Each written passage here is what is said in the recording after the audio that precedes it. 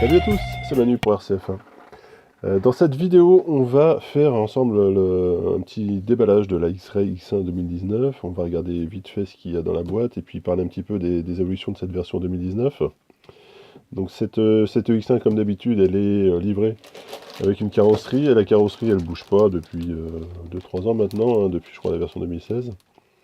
Hein, c'est toujours la même carreau, donc il n'y a pas de...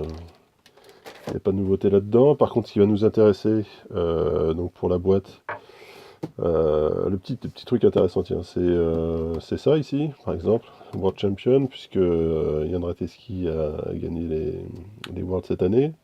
On retrouve comme d'habitude hein, tout le palmarès de l'X1. On va le retrouver aussi au-dessus. Donc on voit tous les championnats d'Europe, championnats américains, anglais, Asie, les ETS bien sûr. On va retrouver du snowboard, du Taïwan et puis des championnats nationaux.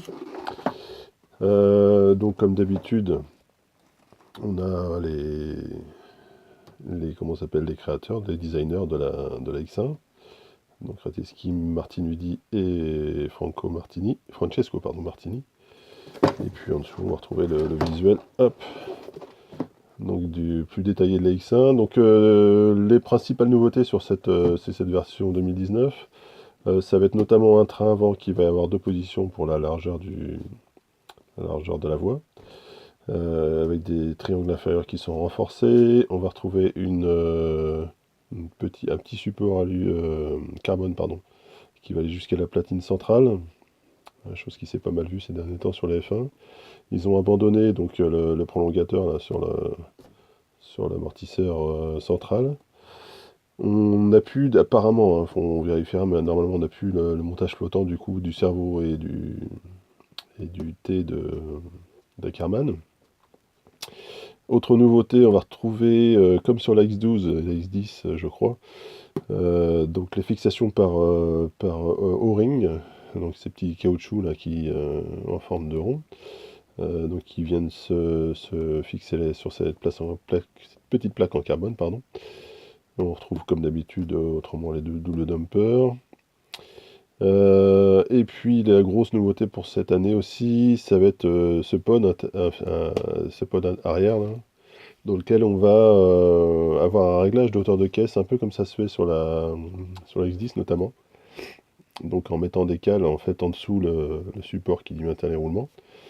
Et puis je pense qu'on aura aussi également un réglage de l'empattement en retournant les pièces. Plus ou moins court l'empattement, et puis du coup un nouveau support pour l'aileron arrière.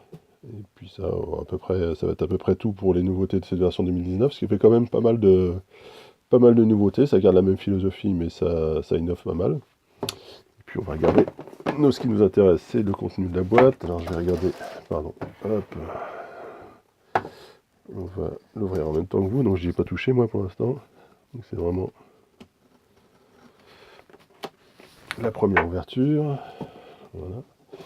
Donc comme d'habitude, on retrouve la boîte X-Ray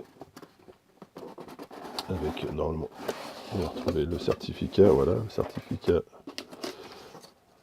d'authenticité des produits X-Ray. On va retrouver le manuel de cette version 2019. Donc on va aller ouvrir vite fait. Je vais l'ouvrir hors caméra pour que ça aille plus vite.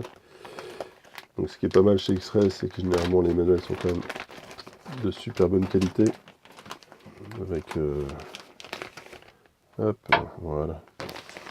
On y arrive. Avec les autocollants, je crois. Voilà.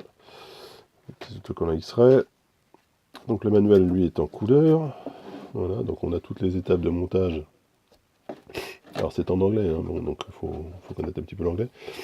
Mais bon, déjà avec les graphiques, on arrive à s'en retrouver comme d'habitude.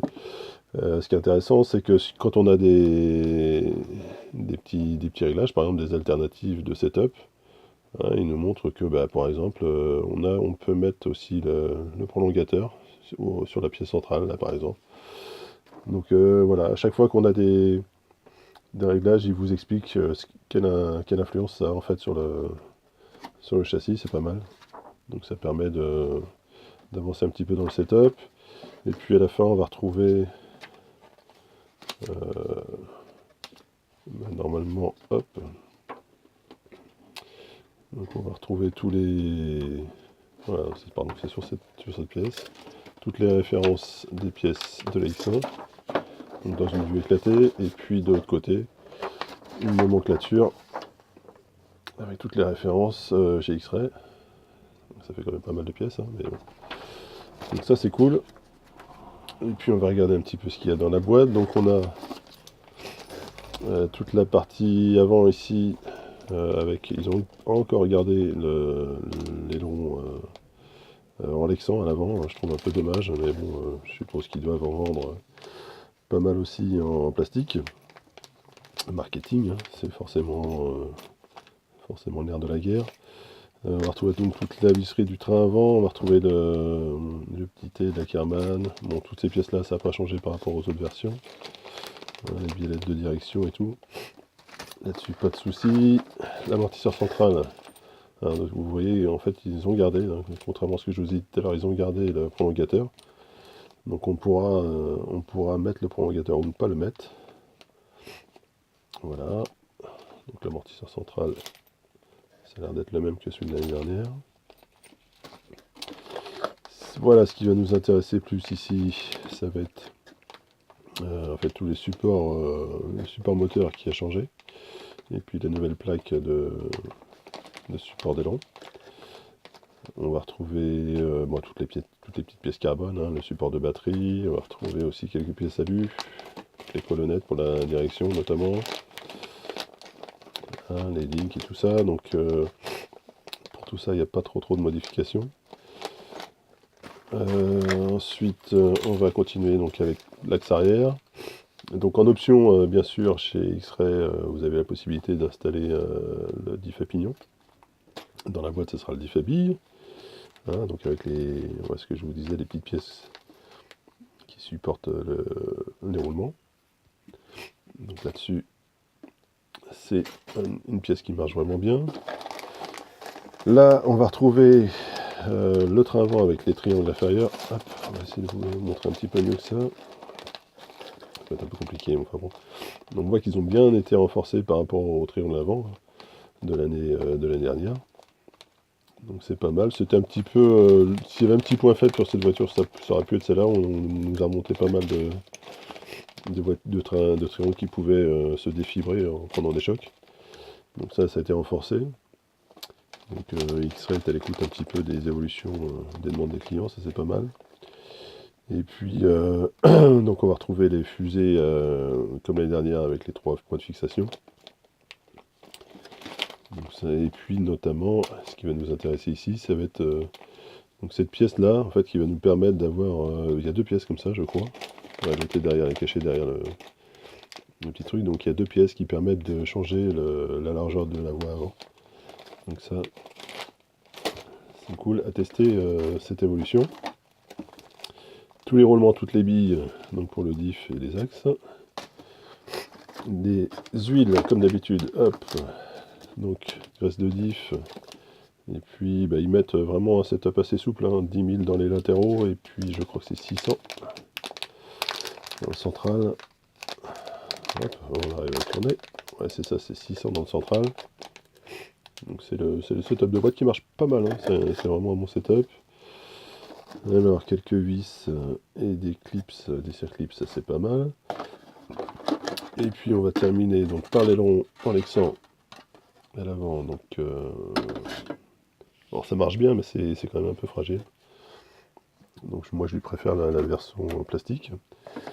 Et puis le châssis, donc X-Ray, donc plus étroit, hein, comme la version de 2017, plus étroit que les anciennes versions. Donc c'est là-dessus, je pense pas qu'il y ait de changement au niveau des perçages et tout ça. On vérifiera. Je pense qu'ils sont compatibles de l'un à l'autre. Ça peut être intéressant. Et puis enfin on termine avec les roues arrière. Donc les roues arrière en plastique avec des réglages d'inclinaison. Donc voilà à peu près ce qu'on pouvait dire sur ce débellage. Moi je m'en vais la monter assez rapidement pour essayer de faire des essais pour la prochaine course qui vont arriver là bientôt. Et puis on se retrouve de toute façon pour la vidéo de montage où je vous ferai quelques photos du montage en cours. Comme d'habitude, je vous invite à faire un petit tour sur notre forum rcf1.fr pour participer si vous avez envie à la vie de la communauté F1 francophone. Et puis, comme d'habitude, notre page Facebook est disponible. Il y a quelques infos que je ne relais pas forcément sur le site, donc n'hésitez pas à aller vous abonner aussi à cette page Facebook. Et puis, comme d'habitude, la chaîne YouTube de RCF1. Il n'y a pas eu beaucoup de vidéos ces derniers temps parce qu'il n'y avait pas beaucoup d'actualité. Là, je pense que ça va venir un peu plus fréquemment, puisque je voulais tester aussi la 3 Racing qui va arriver. Il y a la Serpent qui va pas tarder à commercialiser sa SF4 aussi. Donc ça devrait bouger un peu plus en ce début d'année, fin de saison et début d'année prochaine, je pense. Voilà, donc on se retrouve pour une prochaine vidéo. Allez, je vous dis à la prochaine. Ciao!